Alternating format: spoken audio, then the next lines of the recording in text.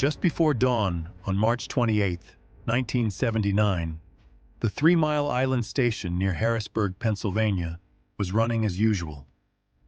Unit 1 had produced electricity since the mid-1970s. Unit 2, a similar pressurized water reactor, had come online more recently as nuclear power expanded to meet rising energy demand.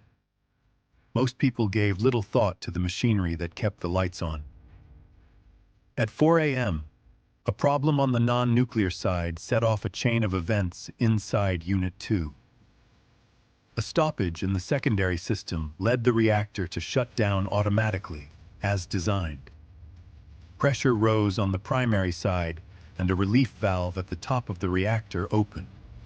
It should have snapped shut within seconds. It stuck open instead. Control room indicators wrongly suggested the valve had closed, so operators did not realize cooling water was escaping into a tank. Gauges gave confusing signals about water level. Worried about overfilling the core, the crew cut back emergency cooling. In reality, the core was being uncovered. Heat in the fuel climbed. The zirconium cladding reacted with steam and produced hydrogen. Portions of the core began to melt. A pocket of hydrogen formed, and a small burn occurred inside containment, but the thick concrete and steel barrier held. Plant staff fought to restore cooling and stabilize pressure and temperature. Federal and state officials worked around the clock to understand the situation, advise the governor, and keep the public informed as alarms and readings shifted by the hour. Small amounts of radioactive gas and iodine were released during controlled venting. As a precaution, officials advised pregnant women and young children within about 5 miles to leave, and many families chose to evacuate on their own.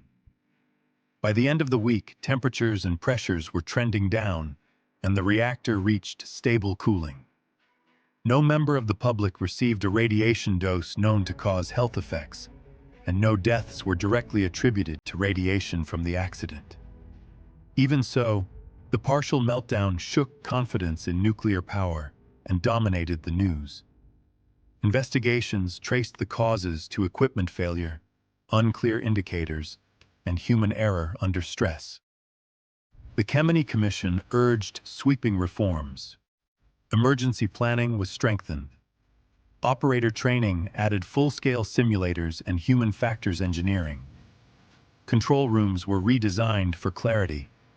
The industry created the Institute of Nuclear Power Operations to set standards and share best practices, while regulators increased oversight and plants added layers of safety. Compared with Chernobyl, which lost containment, 3 Mile Island kept containment intact, a key reason the public impact remained limited. Unit 2 was too damaged to return to service. Crews cooled, defueled, and cleaned the site over many years. Damaged fuel was removed and shipped to federal facilities, and the remains of the reactor were placed in monitored storage to await final decommissioning. Unit 1, which had been shut during the crisis, underwent upgrades and a long review. It restarted in 1985 and ran for decades without a similar event. In 2019, facing market pressure from low-cost natural gas and flat demand, Unit 1 was permanently shut down and entered decommissioning. The lesson of 3 Mile Island is both simple and profound.